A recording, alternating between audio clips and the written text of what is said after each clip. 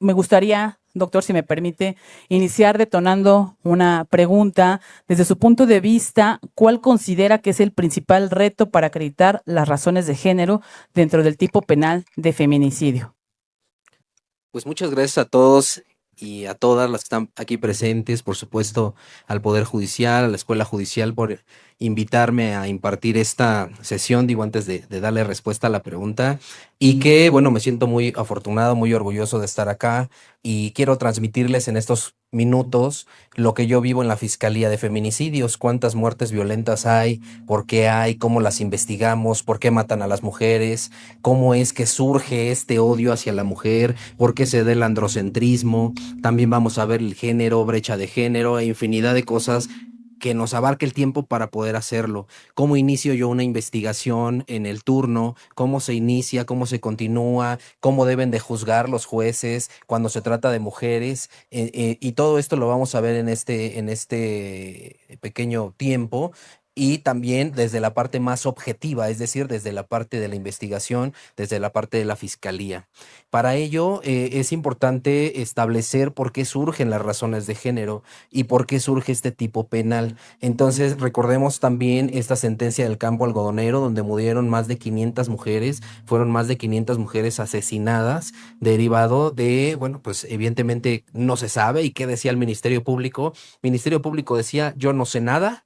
Sí, el Ministerio Público decía, no pudimos investigar porque llovió, no pudimos investigar porque se borraron indicios, no pudimos investigar por infinidad de cosas, ¿no? Entonces, ese fue un problema que generó precisamente posteriormente esta sentencia. Entonces, condenan al Estado mexicano a tres cosas. Una de ellas, que exista un tipo penal especial para muertes violentas de mujeres. Otra de ellas, el tipo penal deberá de tener un protocolo. Y número tres, deberá de existir la reparación del daño. Por eso se implementa este tipo penal de feminicidio y surge precisamente un problema en un inicio. ¿Por qué? Porque cómo es que se investigaba, ¿sí? Estos tipos penales, y qué se tenía que hacer, o sea, cuál es la primera intervención de una persona investigadora en cuando encuentran el cuerpo de una mujer. Entonces, estas razones de género precisamente abarcan el tipo penal y que se han ido modificando, se han ido juntando, adhiriendo varias razones de género. ¿Por qué? O más bien aumentando algunas cosas, algunos cambios particulares en algunas reformas, pero grosso modo sí que quede muy claro, no todas las muertes de mujeres son feminicidios. El feminicidio se trata exclusivamente de un odio y aberración hacia la mujer. Entonces, por ejemplo, vamos a imaginarnos que una persona está en la calle, una mujer, llega un sujeto en una moto y le dispara. La pregunta será, ¿debo investigarlo como homicidio o como feminicidio? Para ello deberíamos de atender el tipo penal y su estructura, partiendo del estudio dogmático de ese tipo penal. Sí, entonces tenemos que estudiar si existe realmente una razón de género o no.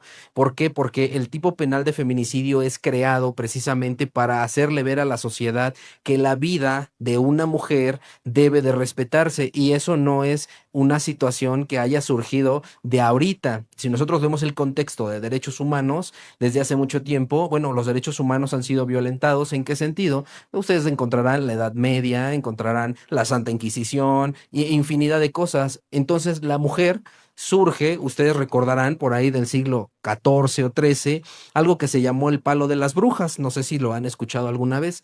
Entonces, esa temporalidad en la cual se vivió era que si la mujer opinaba otras cosas que supiera más la mujer que un hombre, la mataban. ¿Y que decían? Que era bruja.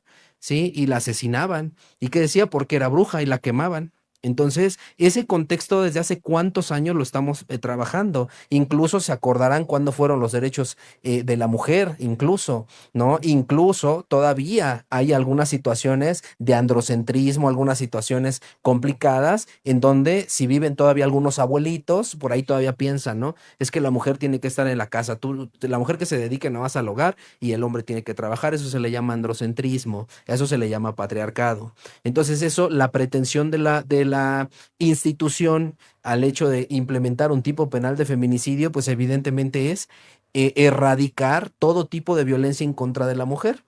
Y bueno, en ese contexto es que las razones de género, entre otras, realmente de acuerdo Estado de México o Ciudad de México, vienen incluso 8 razones de género, ¿no? Y voy a citar algunas nada más. Por ejemplo, si encuentran a una mujer y esa mujer fue abusada, hay un dato de violencia sexual, eso se tiene que iniciar como un feminicidio. ¿Por qué? Porque la fracción primera establece precisamente esa razón de género, que tenga datos de violencia sexual de cualquier tipo. Entonces debe de ser, de acuerdo al principio de taxatividad, debe de aplicarse la norma más exacta a este tipo penal. Por eso es que sobre este particular es que la razón de género más común es que exista una relación sentimental entre la víctima y el victimario. Entonces, esa es la razón de género más común en algunos casos y también ascendiente o descendiente. Pónganles las noticias para que vean ustedes ahí en Google y vean ustedes hombre que mató a su mamá.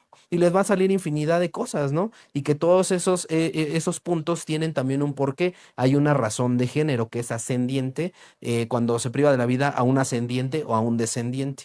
Pero también el tipo penal establece algunos agravantes y te dice, a pesar de que la pena va a ser de 70 años de prisión, por ejemplo, en la Ciudad de México, las penas son de 70 años de prisión. En el Estado de México son vitalicia, es decir, se le puede imponer prisión vitalicia. Y eso sí se le impone. Yo llevé varios asuntos, yo estuve 6 años aproximadamente en el Estado de México como Ministerio Público y yo llevé asuntos donde los jueces dictaron prisión vitalicia en estos casos de feminicidio y eso parte del nivel de culpabilidad en la equidistante donde puedan ubicar los jueces ese punto.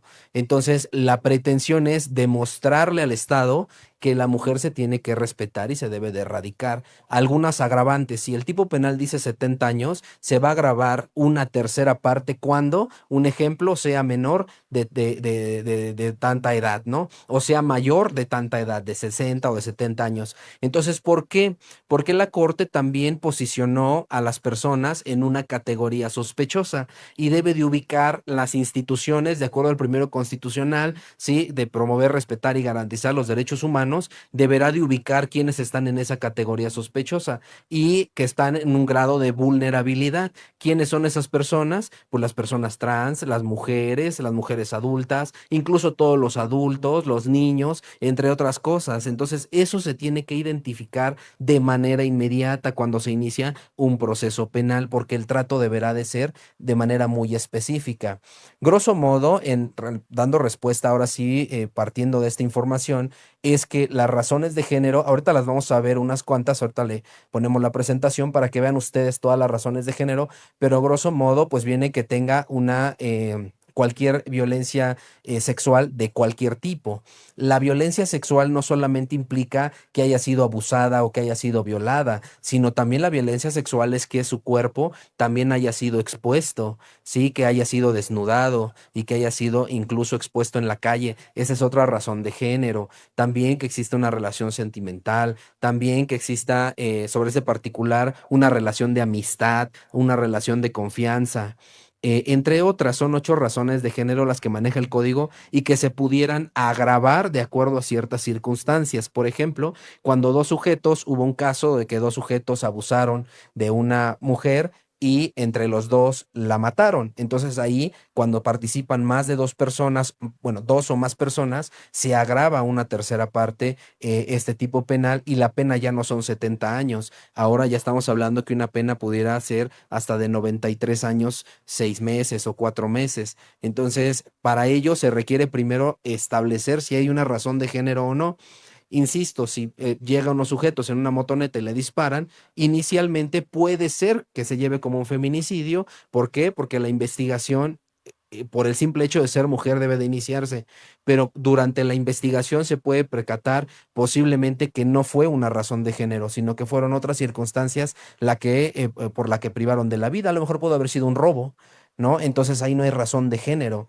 Entonces no todos los feminicidios van a ser más bien, no todas las muertes violentas de mujeres pueden ser feminicidios, también pueden ser homicidios, que son en los casos en concreto que les acabo de hacer ver. Muy bien, doctor. Hablando de esta distinción, ¿no? Este tema del feminicidio, toda la historia. Recuerdan también a la doctora Marcela Lagarde de los Ríos, que fue quien también tuvo en este tópico de feminicidio tanto en la Real Academia como ya como un delito, en entender ello a la razón de género, nos puede hacer entender o distinguir el cómo podemos diferenciar qué es un homicidio, qué es un feminicidio, el suicidio, o sea, cómo investigar, ¿verdad? De su expertise, cómo se integra la carpeta, cómo inicio en este ejemplo que decía, bueno, pues le disparó, ¿qué? Lo tomo como un homicidio, o cuándo empieza esta perspectiva de género, esta óptica de dónde actualizo la razón de género para poder integrar la carpeta de investigación. Claro. Esto lo platico siempre cuando capacito a los policías, porque cómo es que se va a tener de conocimiento un evento donde participa posiblemente una mujer. Y ha habido muchos casos en donde las personas ingresan al inmueble porque los vecinos lo dicen, ¿no? Y ya nos dicen, no, pues es que no ha salido la señora o huele feo, porque, y bueno, entra el policía y se da cuenta que está pendida la mujer, ¿no? Está colgada. Inicialmente nosotros podemos establecer que ella se suicidó, pero derivado de un asunto, de una sentencia, es que se tiene que investigar también los suicidios. Y para los suicidios también existen protocolos, ¿sí? Normalmente casi ya no se utiliza, pero había algo que se llamaba necropsia psicológica, ¿sí? Esa necropsia psicológica nos daba una luz también para saber si esa persona se suicidó o no se suicidó. ¿Y de qué parte? Miren, primer punto, se tiene que agotar el protocolo y por eso voy a atender el protocolo. En un inicio platicamos que la sentencia del campo algodonero había dicho que creara un tipo penal de feminicidio y un protocolo de feminicidio. ¿Ese protocolo en qué consiste? Consiste en que cada uno de los peritos y nosotros como órganos investigadores tenemos que girar las alertas correspondientes para que intervengan peritos en cada área. Los peritos no intervienen solos. Quien tiene el mando y conducción en términos del 21 constitucional, 132 y 131 del Código Nacional es el Ministerio Público. Nosotros somos los que mandamos a todos los policías. Si el policía no recibe su oficio, simplemente no va. Entonces no es responsabilidad del perito, es responsabilidad del agente del Ministerio Público que debe de estar capacitado para poder llevar delitos de género. Y no nada más es feminicidio, género implica sexuales, implica donde están niños, implica donde están adultos, implica muchas cosas. Entonces, este protocolo en qué se basa, en que vamos a tener una persona que es un médico, justo cuando llega el primer policía al lugar de los hechos, lo primero que tiene que hacer es acordonar y acordonar el lugar sin ingresar. Y les voy a explicar por qué. Porque dentro de una investigación donde está involucrado un feminicidio, se pueden encontrar cabellos, ¿sí? Se pueden encontrar semen, se puede encontrar una mancha de sangre, se puede encontrar cualquier cosa. Entonces, ha habido casos donde el sujeto que abusa precisamente de la mujer y luego la priva de la vida, se encuentra semen en una cobija o se encuentra semen en el piso y entonces ese semen pues se tiene correspondencia con el semen que se encontró en el interior de la vagina de la víctima. Entonces tenemos un perfil genético. ¿Sí? Un perfil genético que evidentemente es de un masculino y que ya sabemos quién pudo haber sido su agresor, solamente nos falta el nombre. Entonces, ese protocolo que implica que el primer respondiente deberá en un primer momento acordonar el lugar sin intervenir en el interior. Si es un lugar abierto, debe de acordonar de acuerdo al área que pueda, aproximadamente 100 metros, 50 metros, ¿sí? Donde esté el cuerpo. ¿Por qué? Porque el victimario pudo ir corriendo, pudo haber arrojado algo, pudo haber arrojado el arma con la que privó de la vida a la víctima. Entonces, eso se encargan los peritos, pero el primer respondiente, que normalmente o generalmente son los policías municipales o en la Ciudad de México la Secretaría de Seguridad Ciudadana, deberán de tener conocimiento de cómo intervenir cuando exista una mujer de por medio. Entonces debe de acordonar. Posteriormente llega el perito con información de o solicitud de la fiscalía. Y llega el perito junto con el químico y el perito en fotografía. Llegan tres sujetos que son los peritos. Entonces el perito deberá de determinar si en ese lugar privaron de la vida a la víctima o fue en otro lugar. ¿Qué te va a determinar ese perito en criminalística? Si en ese lugar la fueron a arrojar o si en ese lugar ahí la matan. ¿Sí? Y eso pues pudiera ser que resulte irrelevante de pronto. ¿Por qué? Porque si la matan en una casa, pues evidentemente pues puede ser que ahí es el lugar del hecho. Pero imaginemos que están en un bosque. Entonces, en un bosque no sabemos nosotros si ahí la privaron de la vida o no. Y el derecho establece que debemos de tener circunstancias de tiempo y lugar y modo, por supuesto, para acreditar un hecho delictivo. Entonces, el perito nos va a decir si ahí la matan o no mediante el cúmulo de indicios que recaba. Entonces, para nosotros la participación del perito es importante. Si el perito nos dice que ahí es el lugar del hallazgo, entonces la trasladaron a ese lugar. ¿Y dónde la trasladaron? Una mujer pesa, en un Diablo, en un carro, en un mototaxi. Entonces, inmediatamente hay que acudir al C4, C5, al C2, dependiendo las cámaras, para que nos ubiquen todos los tótems que están cerca de ese lugar. Y en ese momento ubicamos una placa de un vehículo. Y entonces se investiga el vehículo y así es como se logra establecer quién pudo haber privado de la vida a la víctima. Incluso la mayoría pues son familiares. Entonces ese vehículo bota el nombre de tal persona y resulta que ese era su exnovio, ¿no?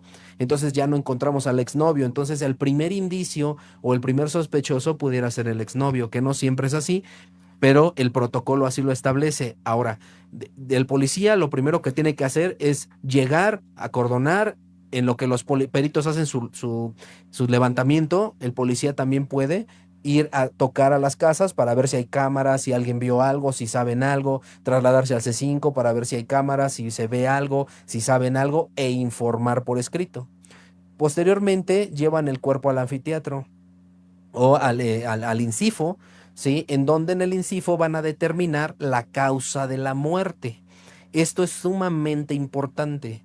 ¿Por qué? Porque si nosotros, y esto se los dejo en razonamiento para todos ustedes, si nosotros tenemos una mujer que está sin vida y vemos al sujeto que la lleva trasladando y la arroja al bosque, pero ¿qué creen? Que la necropsia dice que muere por un infarto al miocardio. Entonces, ¿qué responsabilidad el sujeto que la trasladó la mató? Entonces, evidentemente, aunque nosotros querramos creerlo, pues no es así. Entonces, ¿por qué? Porque la muerte es natural. Entonces, lo primero que tenemos que establecer es que el doctor nos diga si esa muerte fue natural o no.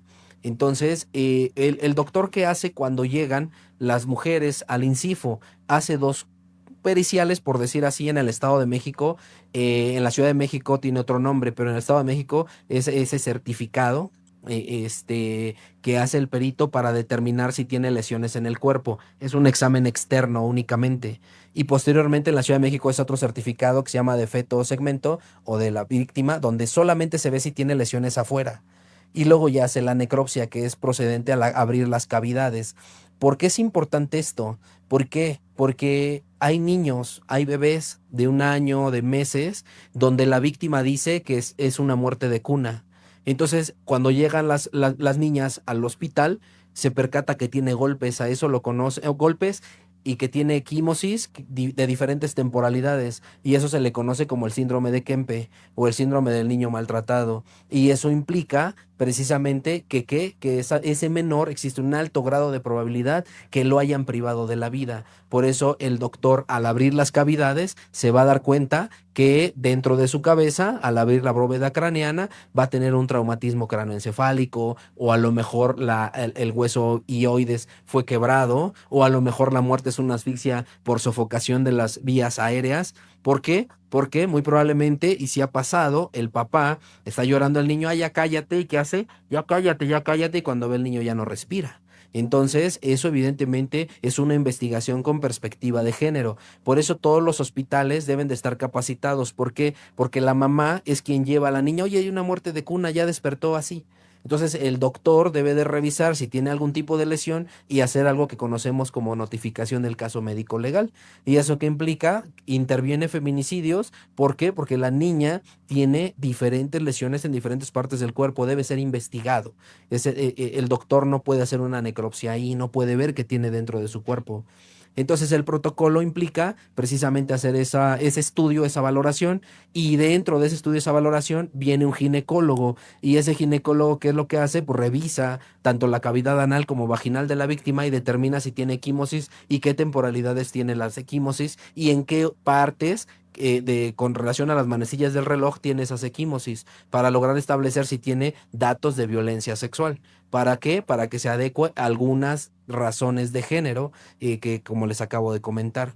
Entonces, después de que pasa el médico debe de recabar hisopos. El protocolo lo establece que deberá de recabar hisopos en todas las zonas erógenas, es decir, en oídos, en mamas, en piernas, entre piernas, obviamente vagina, cavidad anal, y relativamente casi en todo el cuerpo, bucal, todo tiene que recabar para ver si hay algún indicio que nos permita establecer a lo mejor si la existencia de algún fluido, puede ser semen o puede ser sangre. Entonces, esos hisopos son canalizados al área de química. ¿Qué nos va a decir el químico? El químico nos va a decir si esos líquidos, o eso más bien estos hisopos, tienen algo. Si tienen sangre, si tienen semen, si sale positivo en algo, entonces se pasa a un genetista. Y el genetista nos va a determinar si esa sangre es de un masculino o es de una femenina. Puede ser de la misma víctima. O la saliva, puede tener saliva en el cuello. Muchas veces mueren las víctimas y se les sale la saliva y es de ella esa saliva. Pero si es un perfil genético masculino, pues evidentemente ya tenemos el perfil genético de la persona que estuvo con la víctima, por lo menos en la intimidad, quizá no que la haya matado. Pero también se logra establecer algo que se llama cronotanatodiagnóstico, que es el intervalo de la muerte. Ese intervalo de la muerte nos va a decir una hora aproximada que murió la víctima y sobre eso podemos establecer por medio de geolocalización si el victimario estuvo con ella en ese momento. Y con eso empezamos a hilar quién fue la persona que privó de la vida a la víctima. Entonces el protocolo establece como todo ese cúmulo de información que no se debe dejar pasar y que también dentro del protocolo se tienen que establecer diversas periciales alicientes o tendientes a reparar el daño, antropología, también trabajo social y también psicología para saber, de acuerdo al contexto, cuál va a ser el monto de la reparación del daño derivado de esa pérdida, no para la víctima, sino para sus víctimas indirectas, en este caso su mamá, sus hijos, ¿no? Que tienen derecho a esa reparación. Y respecto de esa reparación, pues el código ya establece en casos de muertes de mujeres cuál va a ser la reparación. Excelente. Recuerdo en este momento esta frase que le debemos a este activismo en el Estado de México de que no fue suicidio, fue feminicidio. El tema de la historia de Mariana Lima, Buendía, que su mamá, Irenea Buendía, ahí la pueden hasta buscar en las redes, hizo un activismo, porque a veces decimos el amplio movimiento también feminista, esta importante jornada académica con perspectiva de género, cómo juzgar con perspectiva de género, cómo al ser estudiantes de la ciencia jurídica y de que pueden salir a ser postulantes y demás, requerimos tener estas gafas, decimos violeta, estas gafas de inclusión, de cómo hacer una distinción. Irinea Buendía logra reponer un procedimiento porque cuando se integra la carpeta la levantan como suicidio de su hija, después de muchos activismos, un amparo en revisión hace que se reponga el procedimiento y la tipifican como feminicidio.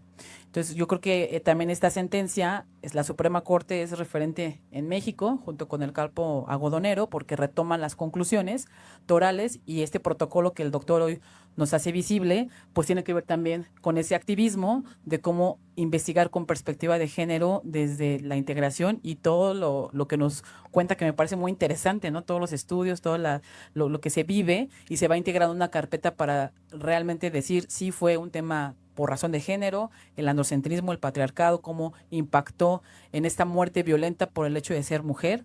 Y doctor, otro tema que es toral y con una perspectiva de género, con principio de no discriminación, hasta interseccionalidad, yo diría, cuando se presenta una muerte violenta de una mujer trans, cómo se inicia, ¿verdad? Esta carpeta, como homicidio o como feminicidio. Gracias. Bueno, ese tema es bastante interesante porque ¿qué va a suceder? Incluso no nada más en la parte social, sino también dogmática, porque el estudio del tipo penal de feminicidio dice la muerte violenta de una mujer, dice así, el feminicidio comete el delito de feminicidio quien prive de la vida a una mujer por razones de género. Y su siguiente párrafo dice, se detendrá por razones de género quien prive de la vida a una mujer, tomando en consideración las siguientes hipótesis, y establece la palabra mujer. Entonces, sería importante establecer qué es una mujer, ¿no? Y saber también si la persona trans es una mujer o no es una mujer. Entonces, no sé si el alcance del tipo penal nos dé para poder establecer que una persona trans es mujer o no. Y les quiero comentar algo. eh, la primera vinculación a proceso del Estado de México la hice yo. La pueden buscar ahí en internet, incluso ahí los que tengan acceso a los videos van a encontrar que en Texcoco, precisamente en el penal, sí, me tocó ahí en los juzgados de Texcoco, un juez vincula proceso, sí, por la muerte de una mujer trans, sí, logro que vincule a proceso como feminicidio, el primer feminicidio en el Estado de México reconocido, vinculado a proceso, ¿y quién creen que la mató? Otra persona trans. Entonces, esa es una pregunta bastante interesante porque se van a preguntar cómo es posible que un juez haya vinculado a proceso a una persona, incluso en estas alturas ya fue sentencia, yo estuve en el Estado de México, ahora ya estoy en Ciudad de México, ya no vi la sentencia, pero hasta donde yo me quedé fue sentenciado igualmente por feminicidio, ¿sí? Sin embargo, bueno, el dato concreto ya no lo tuve porque ya no estuve yo ahí, pero yo llevé el primer feminicidio en el Estado de México a una persona trans. En el Código Penal del Estado de México no existe transfeminicidio. Por eso es que, entonces, ¿qué fue lo que sucedió en este particular? ¿O cómo se sostiene una muerte de una mujer que a ojos de la sociedad no es una mujer? ¿Por qué? Porque sabemos que una mujer, como la contextualizamos, pues evidentemente tenemos de ejemplo pues a nuestras madres o a nuestras hermanas, pues son mujeres, ¿no?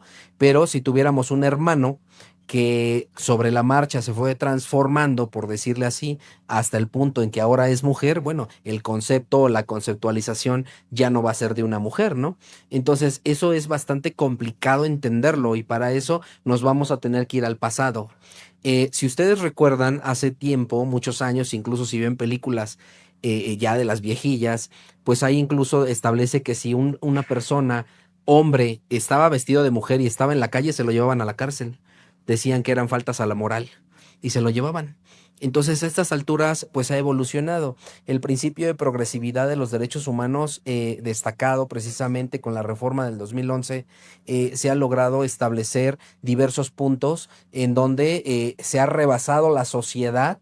Sí, al derecho penal. Por eso es que la reforma del 2008 respecto de el proceso penal acusatorio, pues ya no pudo la Constitución más. Tuvo que haber una reforma en el 2011 derivado de esa reforma del sistema penal acusatorio. ¿Por qué? Porque ya era demasiado lo que estaba sucediendo. Entonces, les voy a poner un ejemplo y un caso práctico. Hace mucho tiempo había un delito que se llamaba estupro, bueno, todavía está, estupro, ¿no? Y lo van a ubicar porque pues, es una persona que tiene relaciones sexuales con una persona menor de 18 años y creo más de 16, no me acuerdo bien, ¿no? Pero dice que por medio del engaño, ¿sí o no? Así lo dice. Ahora dice así, pero ¿qué creen? Que antes de la reforma decía con una menor, decía el que tenga relaciones sexuales con una menor por medio del engaño. Entonces, ¿qué pasó? Pues pasó que esta persona va a denunciar y dice, es que sí, sí tuve relaciones con él, pero la víctima era un hombre, era un niño, y su victimario evidentemente era un hombre. Entonces, el Código Penal que dice con una mujer, evidentemente violenta el principio de taxatividad y no habría delito. ¿Por qué? Porque el tipo penal es claro en establecer quién tenía relación. Evidentemente se modifica ese tipo penal. Y quiero ponerles otro caso práctico que siempre les pongo a los alumnos cuando doy clase y ustedes resuélvanlo.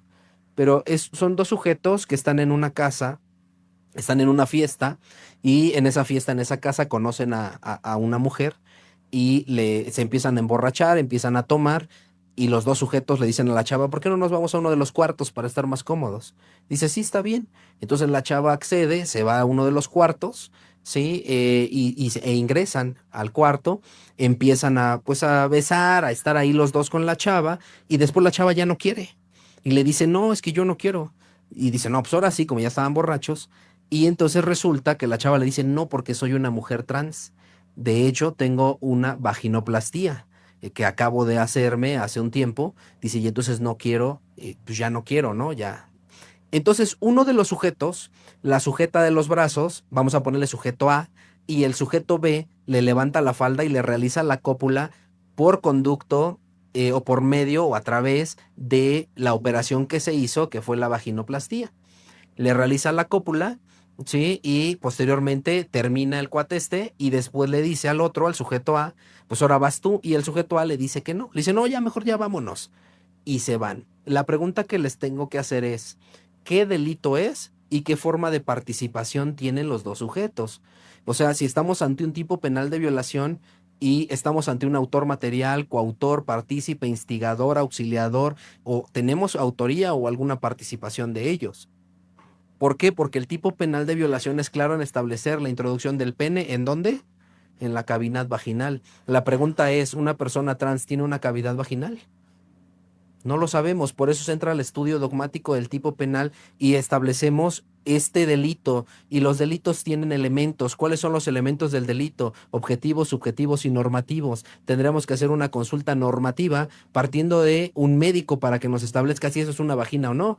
Yo no sé si a lo mejor una vagina esté conformada por este aparato reproductor femenino o qué tenga que ser para una vagina. Supongo que sí. Entonces aquí no habría una violación y el delito quedaría impune.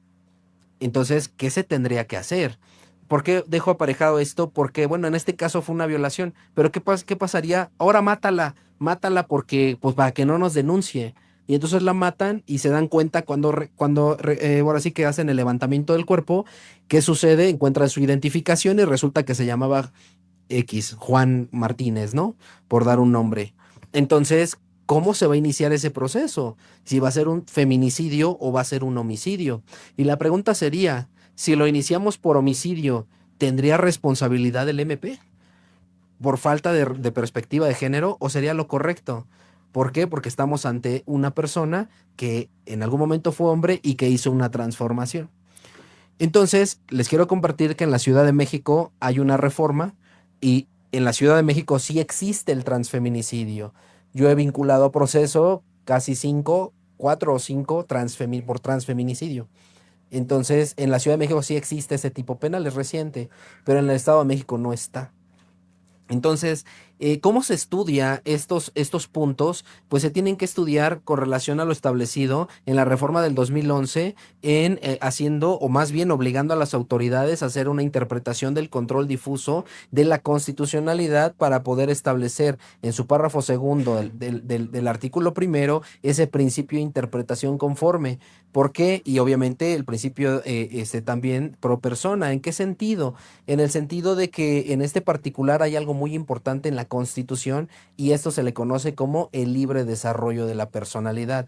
El hecho de que una persona no vincule o no pida o no inicie como feminicidio a una persona trans, evidentemente entonces está violentando un principio constitucional que se llama el derecho al libre desarrollo de la personalidad. En ese sentido es que el artículo 133 es muy claro en establecer que la Constitución estará en la cúspide junto con los derechos humanos, aplicando la interpretación conforme, artículo primero, párrafo segundo. Entonces quiere decir que cuando hay un conflicto de leyes entre la ley local y la Constitución, deberá de aplicarse la de mayor jerarquía, si no entonces se violentarán derechos humanos. Eso se llama aplicación del control difuso ex oficio de la constitucionalidad. Entonces, sobre ese sentido y explicándoselo al juez de control, me da la razón y vincula proceso por transfeminicidio, más bien por feminicidio en este caso. Y bueno, pues ya, como les comenté, el desenlace ya no lo supe, pero lo van a encontrar muy seguramente ahí en redes sociales. Entonces, bueno, ese es como un pequeño resumen, ¿no? No, pues muy interesante. Yo creo que están aquí todos tomando nota y con un amplio abanico de preguntas, interrogantes y también respuestas que ya nos llevamos con toda esta ponencia de primera. Y sí, evidentemente este artículo primero nos regaló muchos tópicos como el lenguaje inclusivo también, porque así como dice el doctor, todo está pensado a veces en el androcentrismo, pues también la norma que hoy conocemos en letra, pues tiene mucho de heteronormado, androcentrismo, y entonces hay que irlo con perspectiva de género incluyente, el artículo por persona, interpretación conforme y demás. Y entonces esta sería una conquista o un pendiente del Estado de México, cómo legislar para que se haga inclusivo el tema del transfeminicidio, ya que pues también hay otra corriente, ¿no? Que hablan del borrado de mujeres, el tema de la paridad, el tema de la participación política, que dice pues un hombre nunca va a ser mujer, esta gran dicotomía, pero también el tema de la libertad, al derecho humano a ejercer mi personalidad como sin distinción y sin ningún sesgo ahí de género, sexo o condición económica, sin distinción. Es un derecho humano de todas y de todas las personas. Y bueno, yo considero que es muy importante lo que nos refiere en cuanto al protocolo. Bueno, nos decías 8 razones de género. Me gustaría que a lo mejor las podamos Claro. precisar para que podamos conocer estas 8 razones que nos regala el protocolo. Y una vez dicho esto, pues también los aquí presentes, los que nos escuchan, también poder hacer esa visibilización y distinción en cuanto al estudio del tipo, ¿no? Claro Las que 8 sí. razones de género. Pues mientras ponen acá la presentación, si me hacen favor, vamos a ir analizando también precisamente la parte de la reparación del daño. ¿Cómo puedo preguntarles, cuánto vale una muerte de una mujer? ¿No? El Código Penal nos establece de la Ciudad de México, tenemos que arrojarnos al artículo 500 y 501, el Código perdón, de la Ley Federal del Trabajo, que le establece 5,000 días. Entonces hacen una operación aritmética, 5,000 días por ¿cuánto es el salario mínimo? 200 y cacho, ¿no? Y la multiplicación que les dé, que es 1,600,000 tantos mil pesos, eso es lo que van a reparar de daño. Por lo que hace al Estado de México, si no mal recuerdo, también ayúdenme a buscarlo, el artículo 30 del Código Penal les establece 2,190 días de reparación del daño. Entonces ahí sí estamos hablando alrededor de unos 600,000 pesos o 500,000 pesos de reparación del daño, y que, bueno, eso se tiene que establecer de alguna manera, o más bien, bueno, pues hasta que causa ejecutoria esa sentencia. Y la pregunta es, ¿quién repara el daño? A ver, vamos a ponernos a pensar, ¿no? Y cuando yo terminé mi tesis del doctorado, la hice en este sentido. Y no sé si haya por aquí jueces, pero a lo mejor y nos pueden decir. Pero miren, el procedimiento abreviado es una forma de terminación anticipada, y el procedimiento abreviado implica dos cosas, perdón. Una de ellas es que el imputado, ya en ese momento quizá acusado, sí, acepte su responsabilidad y le den una sentencia con la reducción de hasta 1/3. Ejemplo, si son de 30 a 70 años, le van a reducir 1/3 como máximo a la mínima. Es decir, de una vez dame 26 años, 8 meses y ahí muere ya, no pasa nada. Entonces los jueces, o bueno, más bien en el código establece de alguna manera la condición. Sí te impongo los 26 años, pero paga la reparación. Entonces, la reparación es 1,700,000. ¿Creen que la van a pagar? ¿De dónde va a sacar 1,700,000 pesos? No tienes dinero, entonces vete a juicio. Irte a juicio significa mucho. O sea, no es nada más ir a juicio y ya. Significa revictimizar a todas nuestras, ahora sí que a todas nuestras víctimas indirectas. Por ejemplo, te voy a poner en contexto ya para pasar a las razones de género. Yo tuve un asunto donde un sujeto mata a su esposa enfrente de su bebé. Tenía 6 años la niña, y lo mata enfrente, le da 20 puñaladas en todo el cuerpo y en la cara, y bueno, incluso le quita parte del rostro, ¿sí? Esto porque le encontró un mensaje que decía que tenía una cita con su pedicurista y que iba a ir a la estética, pues, por ese mensaje. Y le dijo, estás mintiendo, te vas a ir a otro lado, ya te dije. Y se empezó a hacer de palabras, como estaba drogado, la priva de la vida con más de 30 puñaladas, y la niña vio todo. Entonces, evidentemente aquí surge una situación, se me ocurre llevarlo como prueba anticipada, porque la psicóloga me dice que está en condiciones, pues, más o menos. Finalmente ya no se llevó. ¿Pero qué implicaba eso? Que la niña fuera a juicio. Entonces, la abuelita ir a juicio, o sea, la mamá de la víctima. Y la señora no podía ni hablar, o sea, de tanto llanto que tenía por la pérdida de su hija. Entonces, tienen terapias psicológicas garantizadas por el Estado, se reponen de esas terapias más o menos, y otra vez vete a juicio a que otra vez revivas todo lo que sucedió. Entonces, las señoras, o muchas veces las víctimas indirectas, dicen, no, ya no quiero saber nada, ya que lo sentencien, y yo ya no quiero saber nada, y el Estado sí les garantiza una compensación de reparación del daño.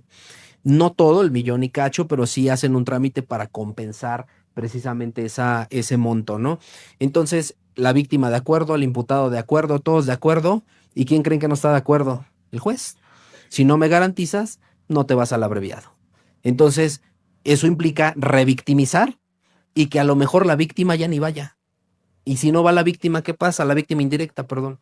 Pues va a ser una sentencia, ¿qué? Absolutoria, ¿no? Entonces hay que visualizarlo, o creo yo que faltaría una visión con perspectiva de género en este punto en particular, o sea, una investigación exhaustiva donde realmente se requiera un procedimiento abreviado, no en todos, por supuesto, pero que no sean cerrados en el sentido de decir, si no reparas, no te vas al abreviado, o sea, a ver, analízalo, ¿no?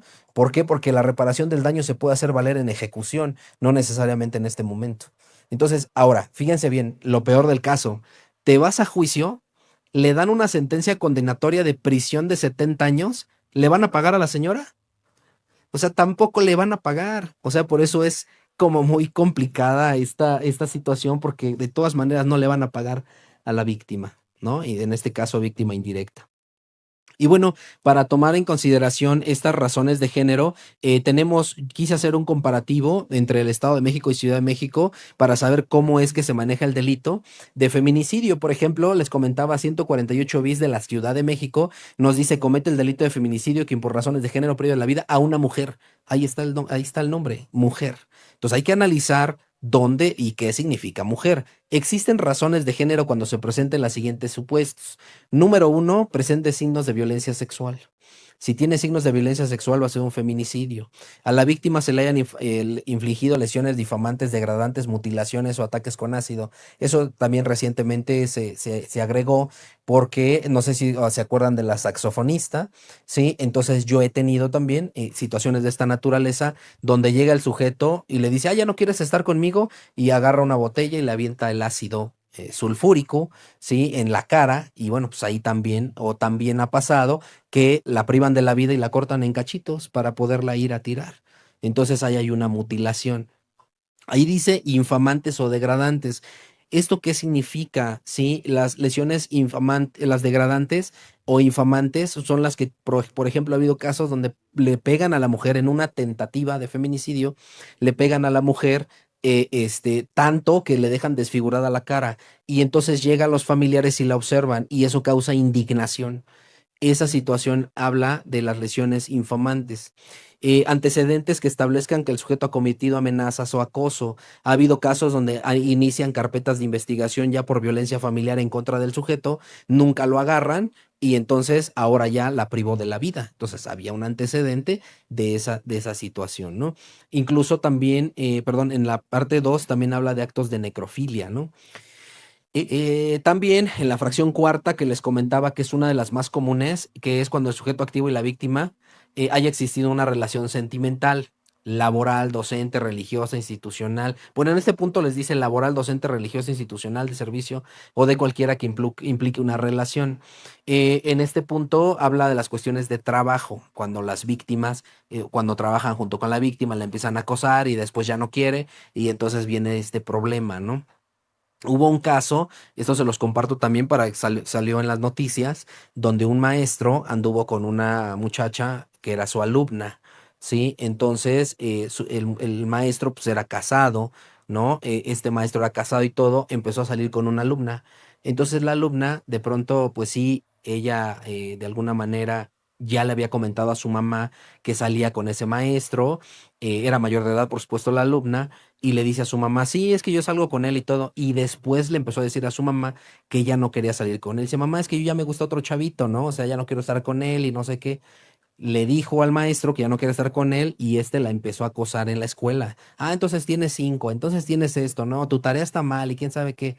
Total que la mamá fue a hablar con el maestro y todo, y el maestro le dijo, bueno, ¿sabes qué? Vamos a terminar bien. Yo te regreso tus cosas, tú las mías, y entonces nos vemos en tal punto. Pasa por ella y se la lleva para supuestamente tomar un café, pero mentira, se la lleva, se estaciona en un lugar, bueno, no puedo decir, pero se estaciona en un lugar y le dice, pero ¿por qué ya no quieres estar conmigo? No vas a estar con nadie. La sujeta del cuello y la asfixia. Y después la baja del vehículo y la avienta pues en la calle, ¿no? Y ahí la deja. Entonces, ahí que existió una relación desde antes, también antecedentes de violencia, porque la violencia no nada más es que la golpees, sino hay muchos tipos de violencia que a lo mejor después veremos, pero aquí es el punto importante a donde quiero llegar, que había estos antecedentes que la mamá ya sabía. El feminicidio, que les quede bien claro, el feminicidio estudia el por qué. ¿por qué la privó de la vida? ¿Sí? Esas son las razones o es el estudio que tenemos que hacer, ¿no? Para poder establecer si es un feminicidio o no. Entonces, bueno, en ese se los cuento por esta circunstancia, pero tenemos también la fracción quinta. Ahora sí, activo y víctima tenían una relación sentimental, también afectiva, también de confianza, de parentesco por consanguinidad. Esto surge mucho cuando matan a su hermana. Ha habido casos que el hombre viola y mata a su hermana, ¿no? Y también a su mamá. Y esto es muy común también por quererse quedar con la casa. Entonces, eso también existe y es la realidad, ¿no? Por eso viene ahí pues, parentesco por consanguinidad, matrimonio, concubinato, cuidados de cohabitación, sociedad de convivencia, noviazgo o cualquier otra. Entonces también se tiene que acreditar la razón de género con entrevistas o incluso, por ejemplo, si está casado, pues evidentemente va a ser con el acta de matrimonio esa razón de género. Ha habido casos también, muchos casos, donde el cuerpo de la víctima ha sido expuesto, como lo es la fracción sexta, sí, arrojados, depositados, enterrados o incinerados en un espacio o acceso público. Hubo un caso también donde se inició una carpeta de investigación por desaparición de una mujer. El esposo denuncia, fíjense, la desaparición de su esposa, dice que se salió a trabajar la señora y ya nunca regresó. Y el esposo va y denuncia en la noche, como a las 11 de la noche, oiga, es que se fue a trabajar y no ha regresado, y no ha regresado. Entonces, fíjense lo que son las cosas, inician su carpeta de investigación por desaparición, el señor se metió en colectivo y no encuentran a mi esposa, y no encuentran a mi esposa, fíjense hasta dónde, ¿eh? Entonces, pasó mucho tiempo, pasaron años. El señor, y como ya no la encontraron, cobra unos seguros de vida de su esposa. Cobró que 4 o 5 millones de unos seguros de su esposa. Entonces, el señor vende la casa. Fíjense nomás, vende la casa. Y cuando la vende, dice, no, pues ya me voy a ir, incluso avisa a la fiscalía, ya me voy a ir, este es mi nuevo domicilio, si a mi esposa la encuentran, por favor, se los pido que me avisen. Y ya, entonces el sujeto que compra la casa, remodela. ¿Y dónde creen que estaba su esposa? Enterrada en el baño. O sea, cambiaron la loseta del baño, sí, cambiaron el piso del baño y ahí encontraron el cuerpo de su esposa. Obviamente, la dirección que dio el sujeto no era. Ya después lo encontraron, después de mucho tiempo lo lograron encontrar, pero ya pasaron años porque libraron orden de aprehensión en contra de él y lo ubicaron. Entonces enterró a su esposa en ese lugar y él mismo planeó denunciar y todo el rollo que hizo, ¿no? Y pues obviamente la fiscalía que hizo, pues es que, pues aquí está, ¿no? Él la está buscando, efectivamente se salió a trabajar y quién sabe qué. No encontraron cámaras, pero pues no había nada, o sea, nada, ni siquiera había antecedentes de que se peleara, nada, nada, nada. Entonces ahí se localizó el cuerpo. Entonces, pues tarde o temprano la justicia los alcanza. Entonces, bueno, esto porque ahí vi el apartado de que había sido enterrada, era su esposa, pero se me ocurrió de pronto. También la víctima haya sido incomunicada o desaparecida en cualquier tiempo del fallecimiento. Miren, aquí hay una línea muy delgada. ¿Por qué? Porque aquí tenemos que hacer, si ustedes recordarán el concurso de delitos, aparte de que tenemos concurso real e ideal de delitos, tenemos un concurso aparente de delitos.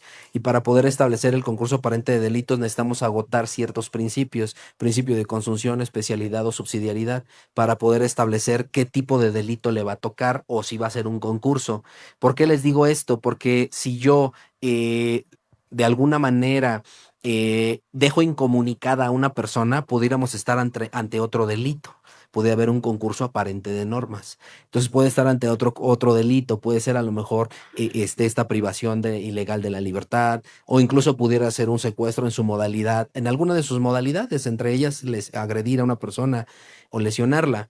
Entonces, por eso aquí sí tenemos que tener un punto importante, porque se llevó el sujeto a la chava alcanzó a mandarle la ubicación a su mamá y a marcarle por teléfono. Y me dijo, es que no me deja ir, me tiene aquí en el coche encerrada y que quién sabe qué. Y en eso el cuate le avienta el teléfono y lo destruye. Entonces se queda incomunicada la chica y es una de las razones de género. ¿Sí? Con esa llamada y ese antecedente que tiene la mamá, con eso para nosotros es suficiente para establecer una razón de género. La fracción octava es muy complicada porque la víctima puede estar en un estado de indefensión, pero el mismo artículo te explica cuáles son esos estados de indefensión o desprotección real o incapacidad que inhiba su defensa. Y te da los ejemplos, por ejemplo, la edad, ¿no? La edad es una de las cosas importantes porque si es una niña, pues está en estado de indefensión, si tiene 10 años, por el simple hecho de ser niña. Si es una señora de 70 años, pues obviamente también está en estado de indefensión. Entonces hay que ir analizando en particular, por ejemplo, situación de embarazo, dependencia de cuidados, amenazas, somnolencia o el alcohol. Hubo un caso también donde el sujeto eran unos amigos que invitaron a unas chavas, las invitaron a tomar a su casa y les dieron droga en la bebida. Entonces, cuando le dan droga en la bebida, las dos chavas se quedan dormidas. Y obviamente estos cuates pues abusan de ellas y posteriormente a una de ellas la privan de la vida y se dan a la fuga, desconociendo el por qué la habrán privado de la vida. Entonces, una de ellas vive y nos cuenta cómo estuvo la cosa. Entonces, en este punto también se da la razón de género que estuvo en un estado de indefensión por la droga que le habían ingerido, ¿no? Que ellos habían ingerido, y que aunque las dos chicas hubieran estado sin vida, hay un estudio que es el estudio precisamente toxicológico y nos va a decir que tenía drogas en el cuerpo y con eso es suficiente para establecer esas circunstancias. Tenemos también el Estado de México, ¿sí? Delito de feminicidio, ese lo van a encontrar en el 281. Las razones de género relativamente son muy parecidas. Nada más déjenme ver si por acá tengo, no lo tengo. Las razones de género son muy parecidas, ¿eh? Aquí está. Hablábamos de agravantes, ¿no? ¿En qué caso se agrava el delito? Estamos hablando de la Ciudad de México, ¿está bien? El delito se agrava en la Ciudad de México por lo siguiente y te pone varias fracciones. Se ha cometido en un contexto de trabajo sexual. Se ha visto que se dedican a la trata de personas, las explotan, después ellas ya no quieren y por eso las privan de la vida. Entonces estamos en un contexto de trabajo sexual.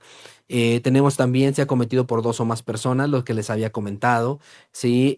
Cuando el delito se ha cometido en presencia de una persona o más, quienes tuvieron vínculo de parentesco. Por ejemplo, el cuate que mató a su esposa en presencia de su niña. Entonces ahí hay una razón que agravaría el delito, por eso le impusieron la prisión vitalicia, ¿no? Bueno, en ese caso en el Estado de México.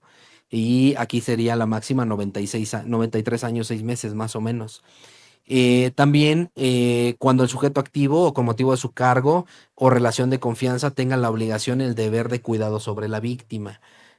Cuando el sujeto se haya valido de su oficio como conductor de vehículo, transporte, pasajero. ¿Se acuerdan quién se valió de su oficio para violar y matar a mujeres? ¿Se acuerdan? ¿Quién fue? Hubo una persona muy famosa, ¿no? Le decían el coqueto. ¿No se acuerdan? Bueno, él era microbusero, búsquenlo. Él era microbusero y mató a un montón de mujeres. ¿Por qué? Porque les decía que las encontraba, bajaba a todos y les decía a ellas, no te preocupes, te llevo a tu casa aquí adelante. Y mentira, las puertas y las amenazaba con un arma y las violaba y las mataba y las tiraba. Nada más que a él mató muchas mujeres, solamente que a él lo localizaron. ¿Por qué? Porque dejó viva a una mujer, le disparó, él pensó que ya estaba muerta y ella se hizo la muerta más bien y por eso la dejó ahí y ella fue la que sobrevivió por eso lo detuvieron, si no, no lo hubieran agarrado. La víctima fuera menor de 12 años, ¿sí? Y bueno, ese también va a ser una situación importante porque, bueno, con el hecho de que sea una niña, pues eso es suficiente para lograr un agravante. El último apartado nos dice eso, ¿no? Nos dice tratándose de que no se acredite el feminicidio, luego entonces se aplicarán las reglas del homicidio. Entonces no quiere decir que sea atípico y que finalmente no tenga una responsabilidad, sino más bien ahí la circunstancia va a ser que se va a aplicar el homicidio. Entonces el homicidio pues también tiene una pena, e incluso con agravantes, si no mal recuerdo, de 20 hasta 50 años de prisión. Entonces, pues puede ser que también se le imponga ese delito, ¿no? Ahora, esto es para el Estado de México. O sea, son casi las mismas fracciones, pero en el Estado de México la pena se agrava hasta en un tercio cuando la víctima sea menor de edad, embarazada, discapacitada, así como cuando el sujeto activo sea servidor público cometido una conducta valiéndose de eso.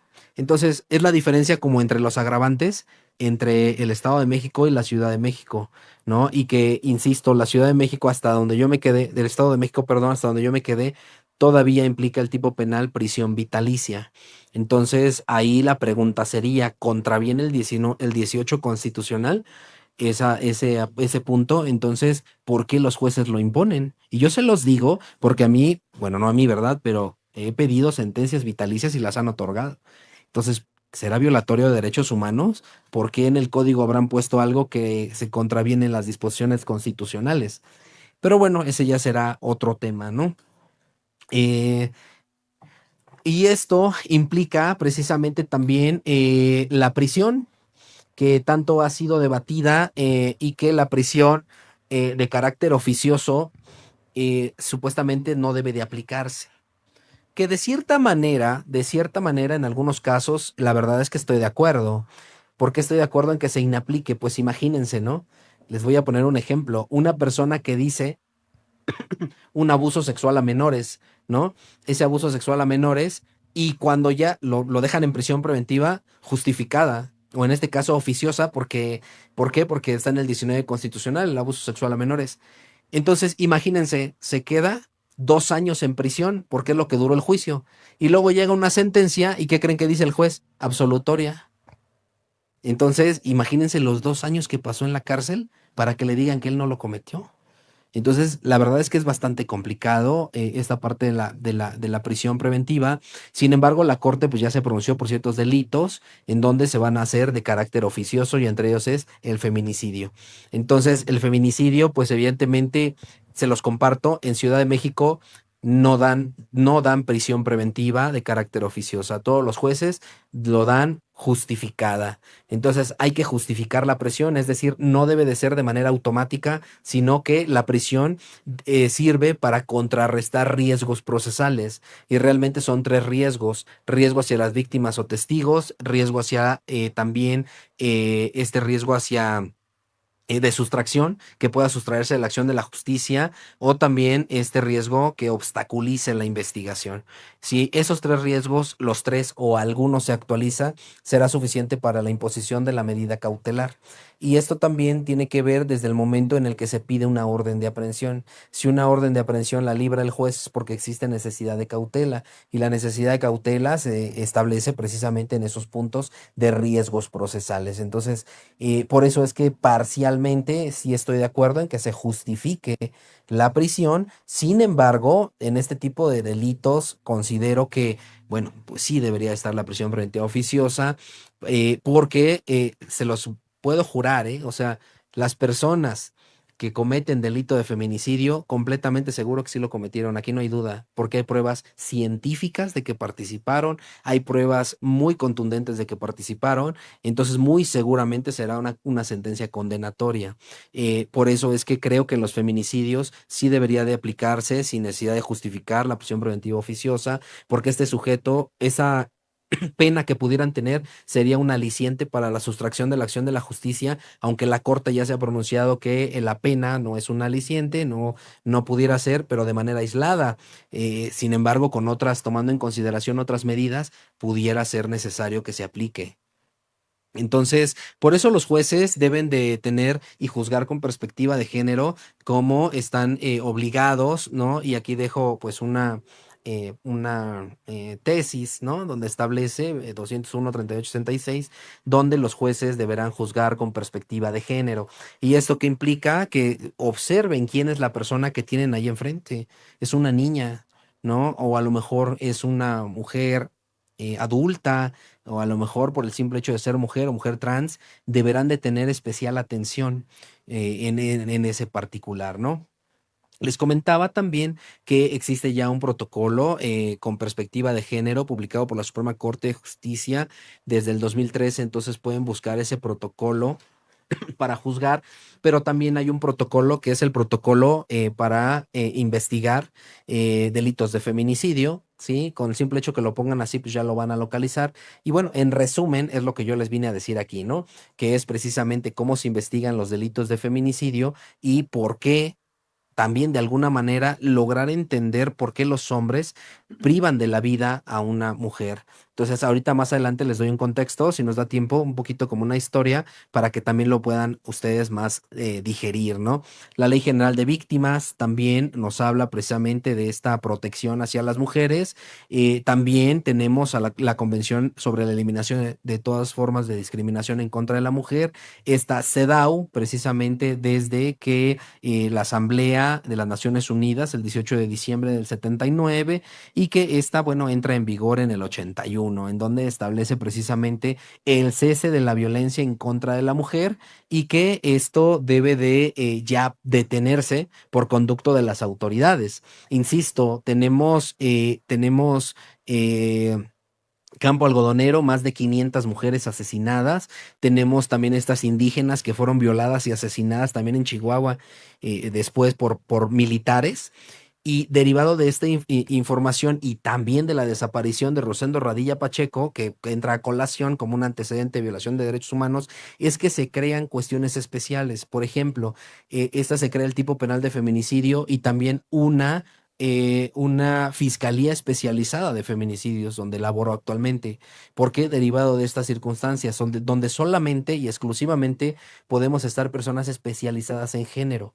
¿Sí? Si ustedes van a alguna otra fiscalía, muy seguramente, a pesar de que tenga las capacitaciones, lo mencionó hace rato la maestra, el Estado fue condenado y nadie puede, no, nadie puede cometer algún tipo de acto como lo es la discriminación, lenguaje inclusivo y la no repetición.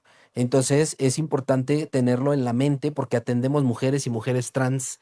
Entonces a veces pues las mujeres trans pues tienen que ser incluidas de alguna manera, ¿no? Entonces también para mí, desde mi punto de vista, también son mujeres. Y se los comparto de manera general, tengo muchas amigas trans y tengo muchas víctimas trans, ¿sí? Y la verdad son parte esencial y por eso pude entender.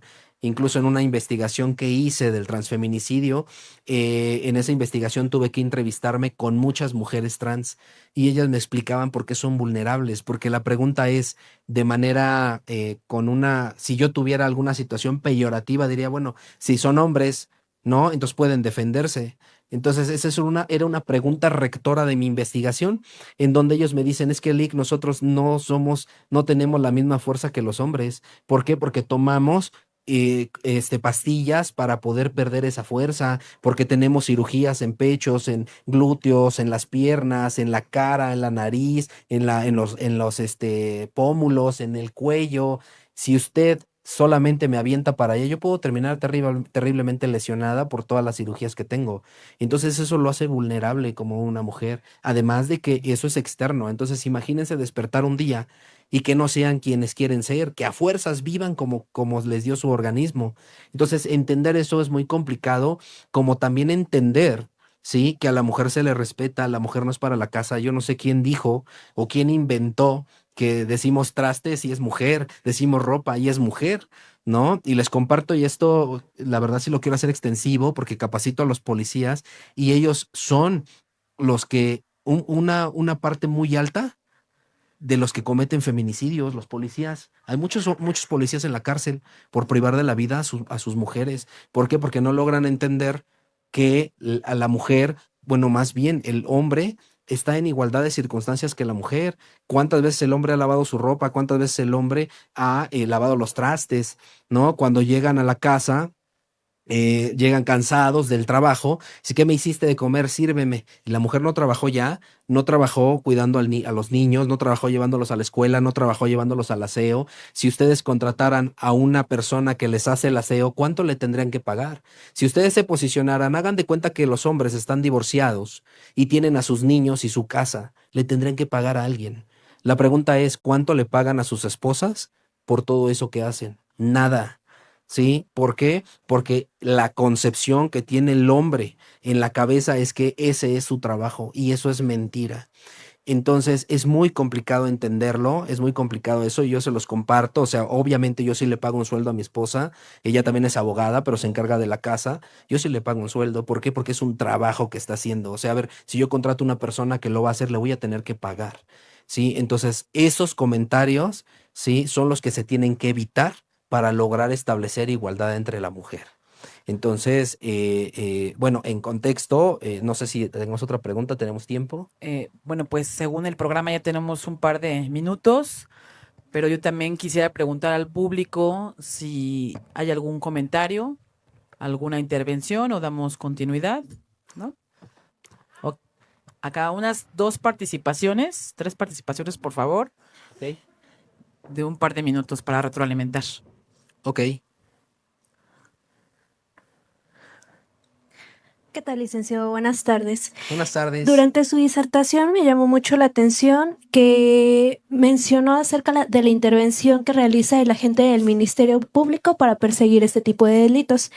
Aunque en realidad son dos preguntas las que tengo. Una de ellas es, cuando el cuerpo lo trasladan al anfiteatro, ¿cuál es el protocolo que los familiares deben de seguir para que se entregue el cuerpo?